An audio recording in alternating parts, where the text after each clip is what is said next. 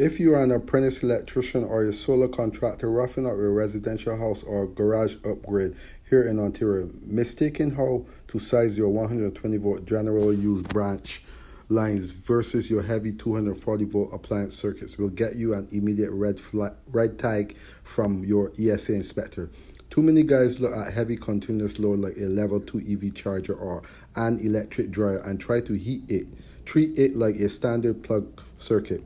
They guess the ampacity, skip the mandatory demand calculation factor under Section 26, or lay out a multi-wire branch circuit with an unlinked breaker path. In this complete household load guide, we are breaking down the critical calculation difference between 120 volts and 240 volt circuits.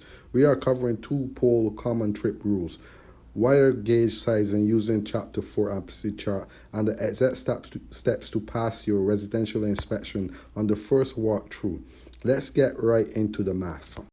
Let's start with the fundamental physical difference at the panel box. A standard 120 volt residential circuit runs off a phase bus. You slide in a single pole breaker, terminate your hot black line wire to the screw, and send your white neutral back to the panel isolated neutral bar. That powers your everyday lights, televisions, and standard convenience receptacles. But when a household appliance requires 240 volts, it needs way more muscles. To get 240 volts, you legally must pull power from both hot phases buses inside the enclosure at the exact same time. This requires a dedicated two-pole breaker, and here is a critical OESC code requirement that rookies always mess up. Those two individual single-pole handles cannot just be sitting next to each other. They must be mechanically locked together with an approved handle tie or be a factory manufactured common trip two-pole breaker. Why? Because if a fault occurs on line A of a 240 volt EV charger, it must immediately trip and disconnect line B at the exact same millisecond. If you leave line B energized, you create a lethal hidden short hazard inside the equipment casing that will fail your inspection instantly. Now let's look at high voltage load sizing, specifically focusing on the massive surge of EV charger installation across Ontario. If you are wiring a standard level 2 residential electric vehicle charging station, you are dealing with a continuous load. Under electrical code, a continuous load is any circuit running at maximum capacity for a period of 3 hours or more. And here is the golden rule under OESC Section 8 and Section 26. You cannot load a standard breaker past 80% of its total rating for a continuous run. So let's run the math. If your client buys an EV charger that draws 32 amps continuously, you multiply that 32 by 1.25, which gives you exactly 40 amp. That means you must install a 40 amp two-pole breaker and run matching copper conductor lines. If they scale up to a 40 amp continuous charger, that 80% rule means you legally require a 50 amp breaker and heavy duty 6 gauge copper wire. If you try to pull standard 8 gauge copper for a 40 amp continuous draw, that installation line will bake, overheat, and become a severe fire hazard inside the garage wall. Always factor the continuous load multiplier before you pull your wire stick. Step 3 is matching your calculation numbers directly to Table 2 for copper wire sizing. When you're sitting your trade exam or laying out a job site, you don't just look at the raw ampacity number. You must verify the temperature rating of the termination logs on your equipment and breakers. Most modern residential breaker terminals are rated for 75 degrees Celsius.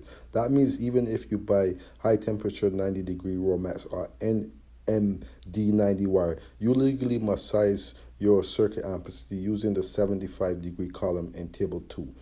Let's double check looking at Table 2. 10 gauge copper is good for 30 amps under the 75 degree rating. 8 gauge copper jumps to 45 amps and 6 gauge copper locks down 65 amps.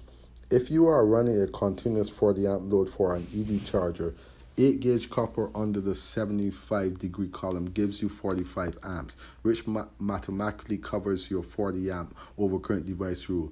But if the runtime environment or structure routine passes through a hot added space, you must apply derating adjustment factors that will force you to upsize to a 6 gauge copper anyway to maintain safety parameters. Let's look at how environmental heat drops your capacity limit. So what we have here is the code book, and as you can see, how I like to use my code book, I like to tag my code book totally allowable and totally understandable. We have table 2, okay, and it says allowable ampacity for not more than 3 copper conductors rated not more than 5,000 volts and unsheathed in raceway or cable, based on an ambient temperature of 30 degrees Celsius. See rules 4-004, 8-104, 12-2210, 12-2260, 12-3034, 26-142, 42008, and 42-016, and tables 5A, 5C, 19, 39, and D3. So with this tables here, again, it says 3 copper conductors not rated more than 500 volts. You have your ampacity, allowable ampacity is right here, 60 degrees Celsius.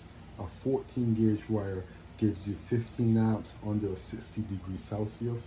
A 14 gauge under 75 degrees Celsius gives you 20 amps.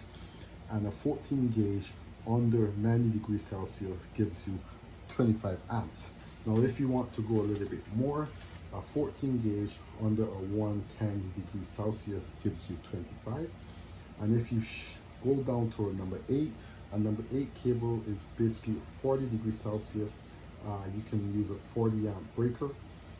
75 degrees Celsius, you can use a 50 amp breaker.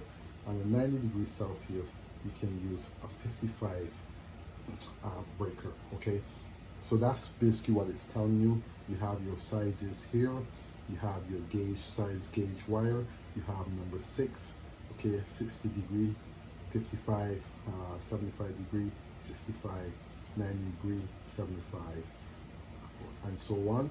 Number 4, 70 degree Celsius, 85 degrees Celsius for 75 degrees, and 90 degrees Celsius is basically a 95. So basically that's how you go about checking your code book.